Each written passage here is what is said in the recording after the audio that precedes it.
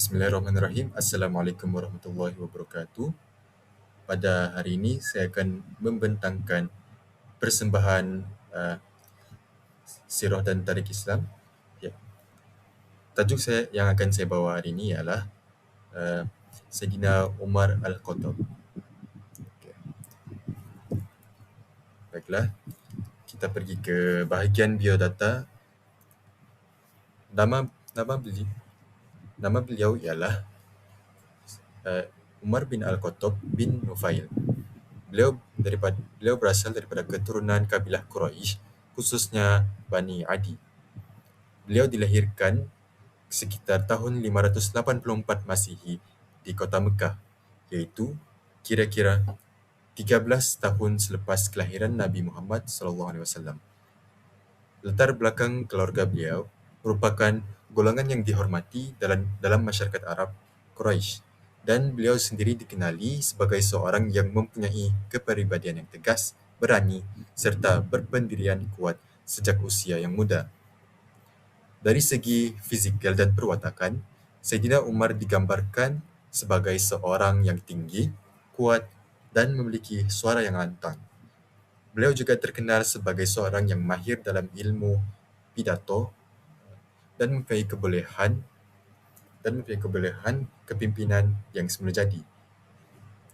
Pada zaman jahiliyah, beliau merupakan antara individu yang menentang Islam pada awalnya kerana pegangan kuat terhadap tradisi moyang sebelum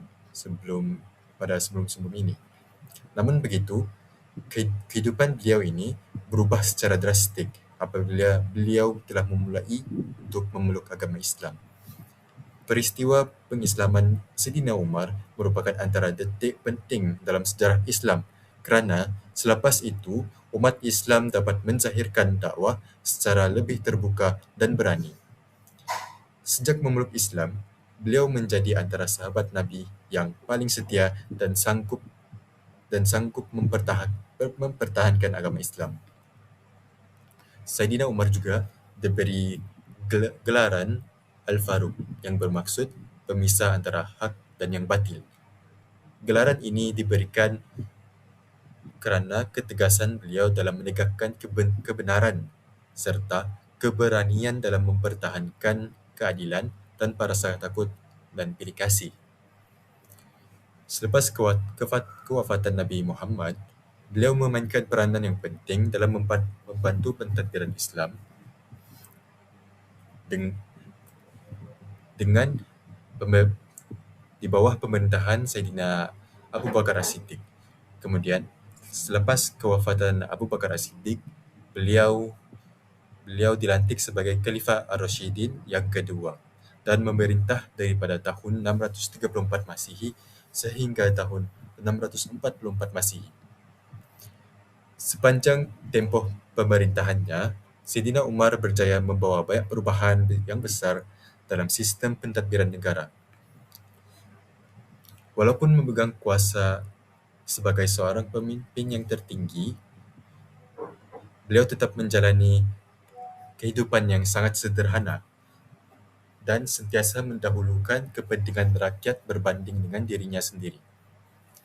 Beliau terkenal juga dengan seorang pemimpin yang sangat adil, amanah, bertanggungjawab dan mempunyai rasa takut kepada Allah. Beliau sering turun melihat keadaan rakyatnya pada waktu malam dan memastikan kebajikan rakyat dijaga. Akhirnya, Sayyidina Umar wafat pada tahun 644 Masihi di Madinah akibat ditikam ketika sedang menunaikan solat subuh. Pemergian beliau merupakan satu kehilangan yang amat besar kepada umat Islam kerana beliau merupakan antara pemimpin yang paling berjaya dalam membentuk sistem pemerintahan Islam yang adil.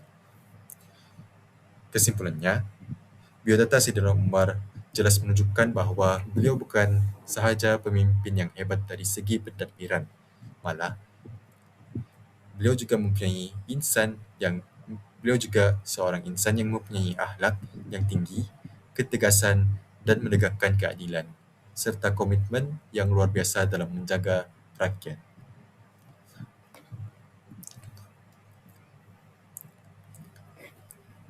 Seterusnya saya akan menceritakan tentang peristiwa utama yang berlaku semasa pemerintahan Saidina Umar Al-Khattab. Baik, antara peristiwa utama yang berlaku ialah pembukaan wilayah Islam secara besar-besaran. Pada zaman pemerintahan beliau, Empayar Islam telah berkembang dengan pesat apabila berjaya menewaskan dua kuasa besar pada ketika itu, iaitu Empayar Parsi dan Empayar Byzantine. Wilayah seperti Syam, Mesir dan Iraq telah berjaya dikuasai oleh umat Islam. Kejayaan ini menunjukkan kebijaksanaan Saidina Umar dalam merancang strategi untuk mentadbir wilayah yang luas. Seterusnya, peristiwa yang berlaku ialah penubuhan Baitul Mal. Baitul Mal berfungsi sebagai perbendaharaan negara yang menguruskan segala bentuk kewangan seperti zakat, jizyah dan hasil negara. Penubuhan ini membuktikan bahawa Saidina Umar mempunyai sistem pentadbiran ekonomi yang sangat teratur. Hasil daripada pengurusan ini, kebajikan rakyat dapat dijaga dengan baik, khususnya golongan yang miskin dan golongan yang memerlukan. Selain itu, beliau juga memperkenalkan sistem Diwan, iaitu sistem rekod bagi mencatat pembayaran gaji kepada tentera dan penjawat awam. Sistem ini menunjukkan tahap profesionalisme dalam pentadbiran negara Islam pada zaman itu. Ia juga membantu mengelakkan penyelewengan serta memastikan hak setiap individu diberikan secara adil. Di samping itu, Saidina Umar turut membahagikan kerajaan Islam kepada beberapa wilayah dan melantik gubernur untuk mentadbir kawasan tersebut. Namun, apa yang menariknya ialah beliau tidak hanya melantik, tetapi beliau sentiasa memantau dan menilai prestasi gubernur bagi memastikan mereka tidak menyalahgunakan kuasa. Perkara ini jelas menunjukkan ketegasan beliau dalam memastikan pentadbiran berjalan dengan adil dan berintegriti. Akhir sekali, Saidina Umar juga terkenal dengan amalan rondaan malam. Beliau sering keluar pada waktu malam untuk melihat sendiri keadaan rakyatnya. Dalam satu peristiwa, beliau telah menemui sebuah keluarga yang kelaparan. Lalu, beliau sendiri memikul makanan untuk membantu mereka. Tindakan ini menunjukkan sifat tanggungjawab dan keprihatinan beliau sebagai pemimpin terhadap kebajikan rakyat. Kesimpulannya, peristiwa utama dalam pemerintahan Saidina Umar telah menggambarkan kehebatan beliau sebagai seorang pemimpin dan menjadi bukti kepada kewujudan sistem pentadbiran yang bijaksana serta telah menyumbang kepada pembentukan masyarakat Islam yang adil, aman dan sejahtera.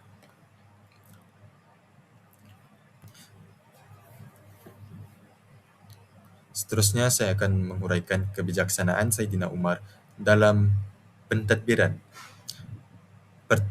Pertama, dalam peristiwa pembukaan wilayah Islam yang melibatkan kawasan seperti Syam, Mesir dan Iraq, ini menunjukkan kebijaksanaan beliau dari segi strategi dan pengurusan negara. Saidina Umar berjaya meluaskan wilayah Islam dan beliau turut memastikan setiap kawasan yang ditakluki ditadbir dengan sistem yang tersusun. Beliau melantik gubernur yang amanah serta memantau pentadbiran wilayah tersebut. Ini menunjukkan bahawa beliau mempunyai pemikiran yang jauh ke hadapan dan mampu merancang pentadbiran dalam skala yang besar. Yang kedua, penubuhan sistem Diwan ini merupakan bukti kebijaksanaan beliau dalam mewujudkan pentadbiran yang sistematik. Melalui sistem ini, segala urusan berkaitan pembayaran gaji kepada tentera dan penjawat awam direkodkan dengan teratur. Ini memudahkan pengurusan dan dapat mengelakkan berlakunya penyelewengan serta memastikan keadilan dalam pengagihan hak. Oleh itu, jelaslah bahawa Saidina Umar mempunyai keupayaan untuk membangunkan sistem pentadbiran dengan efisien. Seterusnya, penubuhan Baitul Mal menunjukkan kebijaksanaan beliau dalam mengurus ekonomi negara. Dengan adanya institusi ini, segala hasil negara seperti zakat, jizyah, dan harta rampasan perang dapat dikawal dan diagihkan secara terus.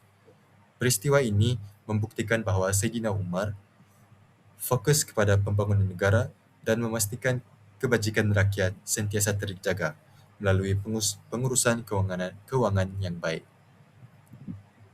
Akhir sekali, amalan rondaan malam yang dilakukan oleh Saidina Umar mencerminkan kebijaksanaan beliau sebagai seorang pemimpin yang menjaga keselamatan atau kebajikan rakyat. Beliau tidak bergantung kepada laporan pegawai. Sebaliknya, beliau turun sendiri untuk melihat keadaan sebenar masyarakat. Melalui ini, beliau dapat memahami masalah rakyat secara langsung dan mengambil tindakan segera. Ini menunjukkan bahawa kebijaksanaan beliau terletak pada sistem pentadbiran dan kepimpinan yang prihatin dan bertanggungjawab. Kesimpulannya, kebijaksanaan Saidina Umar Al-Khattab dalam pentadbiran jelas terserlah melalui keupayaan beliau mengaitkan setiap tindakan dengan keperluan negara dan rakyat. Seterusnya, pergi ke aspek keadilan sosial yang diamalkan oleh Saidina Umar. Pertama, keadilan tanpa pilih kasih dapat melihat peristiwa yang melibatkan seorang anak Agamenor di Mesir yang telah menzalimi rakyat biasa. Apabila perkara ini dibawa kepada Saidina Umar, beliau telah memanggil kedua-dua pihak dan memberikan keadilan kepada mangsa tanpa mengambil kira kedudukan pelaku. Anak Agamenor tersebut tetap dihukum walaupun dia berasal daripada golongan bangsawan. Peristiwa ini jelas menunjukkan bahawa Saidina Umar menegakkan prinsip bahawa semua manusia adalah sama di sisi undang-undang, sekaligus mewujudkan kepercayaan rakyat terhadap sistem keadilan. Kedua, keadilan sosial turut dapat dilihat melalui penubuhan Baitul Mal. Hasil negara yang dikumpulkan dan diagihkan kepada golongan yang memerlukan seperti fakir miskin dan anak yatim. Peristiwa ini membuktikan bahawa Saidina Umar memastikan kekayaan negara tidak hanya dinikmati oleh golongan tertentu. Sebaliknya, ia diagihkan secara adil kepada seluruh masyarakat. Ini juga membantu mengurangkan jurang antara orang kaya dan orang miskin dan mewujudkan kesejahteraan sosial dalam kalangan masyarakat. Seterusnya, keprihatinan beliau terhadap rakyat dapat kita renungkan melalui amalan rondaan malam yang dilakukan oleh beliau. Dalam peristiwa, Saidina Umar telah menemui sebuah keluarga yang berada dalam kelaparan. Beliau kemudian bertindak sendiri dengan membawa makanan untuk membantu mereka. Peristiwa ini menunjukkan bahawa beliau bukan sekadar memberi arahan, tetapi beliau turun sendiri untuk membantu rakyat. Ini mencerminkan nilai tanggungjawab dan empati yang tinggi sebagai seorang pemimpin. Selain itu, keadilan sosial juga dapat dilihat dalam peristiwa pembukaan wilayah Islam. Walaupun Saidina Umar tetap memastikan bahawa walaupun wilayah Islam berkembang luas, Saidina Umar tetap memastikan bahawa hak semua rakyat, termasuk golongan bukan Islam, dipelihara.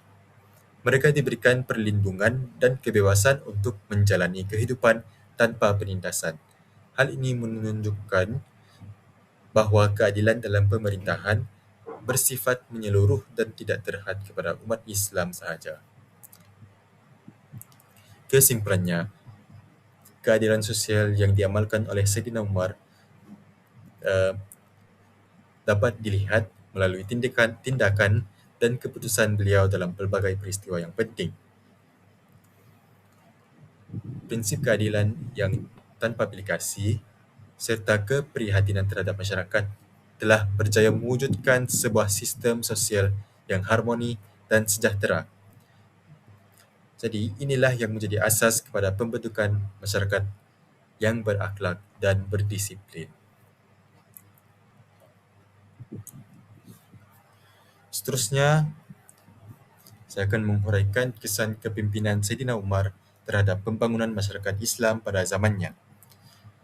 Yang pertama, kepimpinan beliau telah mewujudkan keamanan dan kestabilan dalam kalangan masyarakat. Hal ini kerana undang-undang dilaksanakan secara adil, sekaligus menghapuskan unsur kezaliman dan penindasan. Keadaan ini membolehkan rakyat hidup dalam suasana yang aman dan harmoni dan dapat menjalankan aktiviti harian secara dengan selamat.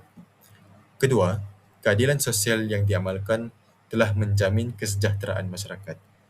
Saidina Umar memastikan bahawa setiap individu tanpa mengira status atau kedudukan dilayan secara sama rata. Melalui sistem seperti Baitul Mal, kebajikan golongan miskin dan yang memerlukan sentiasa terbela. Kesannya, jurang sosial dapat dikurangkan dan perpaduan dalam masyarakat dapat dieratkan dan diperkukuhkan. Selain itu, dari sudut ekonomi, berlaku perkembangan yang pesat hasil daripada pengurusan kewangan yang cekap serta pembukaan wilayah yang baharu. Sumber ekonomi yang bertambah telah digunakan untuk pembangunan negara dan kesejahteraan rakyat. Ini telah meningkatkan taraf hidup masyarakat serta mengukuhkan kedudukan ekonomi negara Islam pada ketika itu. Di samping itu, penyebaran Islam turut berkembang dengan luas melalui pembukaan wilayah yang dilakukan. Penyebaran ini melibatkan kawasan geografi dan nilai-nilai Islam seperti keadilan, amanah dan akhlak mulia. Hal ini membentuk masyarakat yang lebih berdisiplin dan berakhlak yang tinggi.